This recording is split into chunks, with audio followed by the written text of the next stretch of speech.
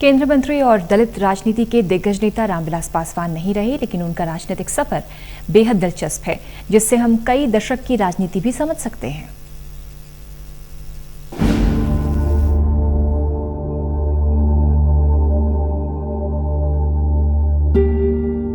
हिंदुस्तान के दिग्गज दलित नेता और केंद्र सरकार में कैबिनेट मंत्री रामविलास पासवान नहीं रहे।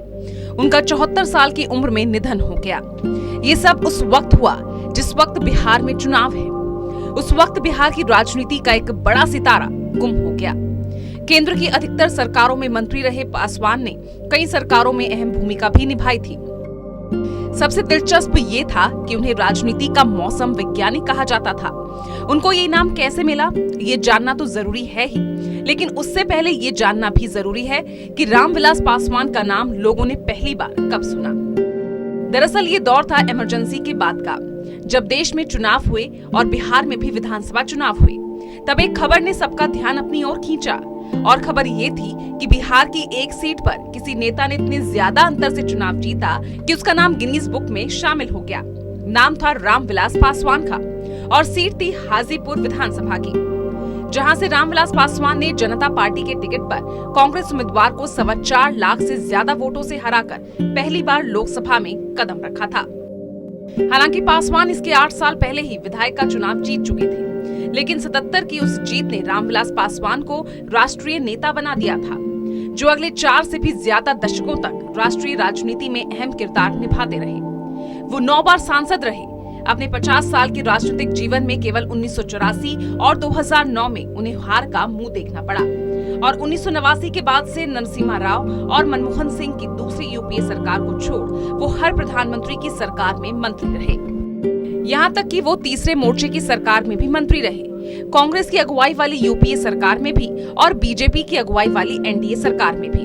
वो देश के इकलौते राजनेता रहे जिन्होंने 6 प्रधानमंत्रियों की सरकारों में मंत्री पद संभाला।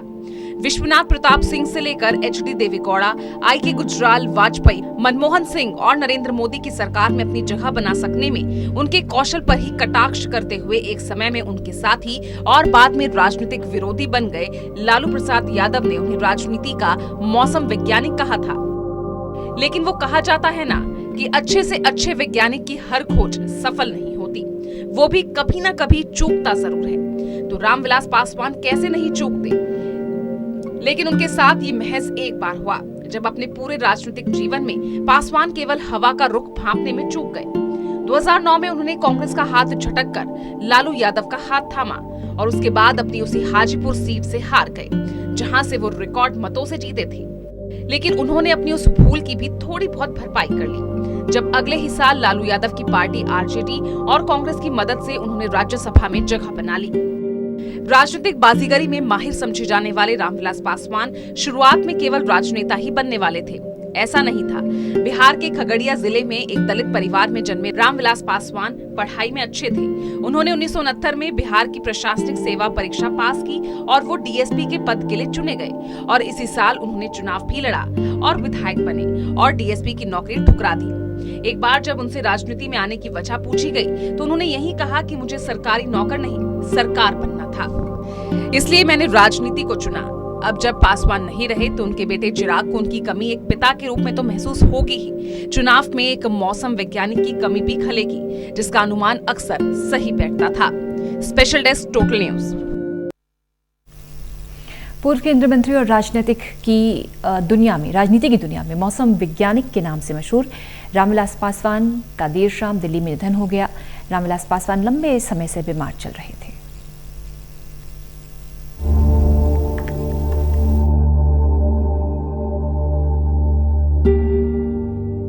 भारतीय राजनीति के हवा का रुख भांप लेने वाले पूर्व केंद्रीय मंत्री रामविलास पासवान का निधन गुरुवार की देर शाम दिल्ली में हो गया।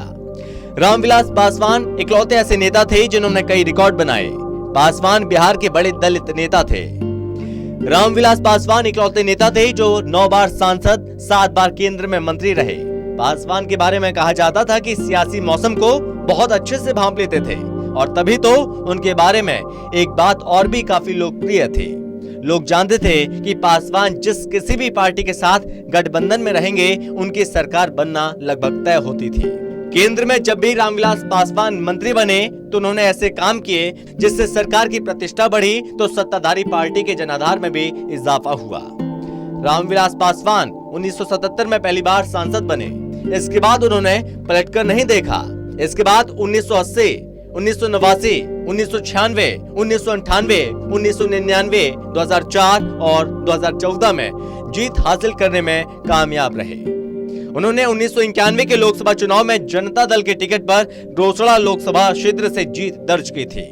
इंदिरा गांधी की हत्या के बाद हुए चुनाव में उन्हें हाजीपुर सीट से 1984 और फिर 2009 में हार का सामना करना पड़ा था। केंद्र में बने 7 बार मंत्री। रामविलास पासवान 7 बार केंद्र सरकार में मंत्री बने। इनमें 2 बार अटल बिहारी वाजपेयी, 2 बार मौजूदा प्रधानमंत्री नरेंद्र मोदी की सरकार में मंत्री रहे। 1989 से लेकर अब तक चंद्रशेखर और वीपी नरसिम्हा राव की सरकार को छोड़कर केंद्र में जिस दल की भी सरकार बनी उसमें रामविलास पासवान मंत्री जरूर बने हैं। विश्वनाथ प्रताप सिंह, एचडी देवगौड़ा, इंद्र कुमार गुजराल, अटल बिहारी वाजपेयी, डॉक्टर मनमोहन सिंह और नरेंद्र मोदी सरकार में पासवान मंत्री रहे हैं। मंडल आयोग की सिफारिशें लागू की।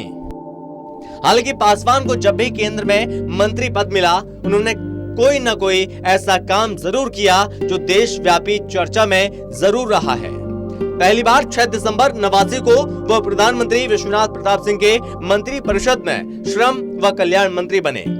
इसी दौरान वो समाज कल्याण मंत्री थे, जिसके चलते उन्होंने मंडल आयोग की सिफारिशों को देश में लागू करने का काम किया था और इसके चलते ओबीसी समुदाय के 27% आरक्षण का लाभ मिला, जिससे देश की राजनीति बदल गई।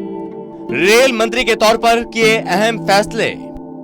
रामविलास पासवान 1995 में तब केंद्र में मंत्री बने जब एचडी देवगौड़ा प्रधानमंत्री देवगौड़ा सरकार में रामविलास पासवान को रेल मंत्रालय का जिम्मा सौंपा गया था। रेल मंत्रियों के तौर पर उन्होंने कुलियों को लेकर बड़ा फैसला लिया था और साथ ही यात्री सुविधाओं में भी वृद्धि करने का काम किया। रेल मंत्री के रूप में उन्होंने जून 1996 से 13 मार्च 1998 तक काम किया। इसके बाद गुजराल सरकार में भी वो रेल मंत्री के पद पर रहे। गांव-गांव तक मोबाइल नेटवर्क पहुंचाना।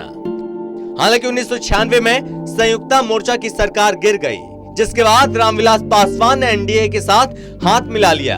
अटल बिहारी वाजपेयी सरकार में संचार मंत्री बने। गांव तक मोबाइल नेटवर्क पहुंचाने का श्रेय उन्हीं को जाता है। संचार मंत्रालय के बाद अटल बिहारी वाजपेयी सरकार में ही खनन मंत्री बने और उस वक्त भी उन्होंने कोयले की रॉयल्टी को लेकर बड़ा फैसला लिया था।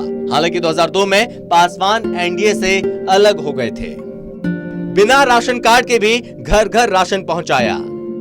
2004 में यूपीए की सरकार बनी तो तत्कालीन प्रधानमंत्री मनमोहन सिंह ने पासवान को रसायन व उर्वरक मंत्री बनाया था।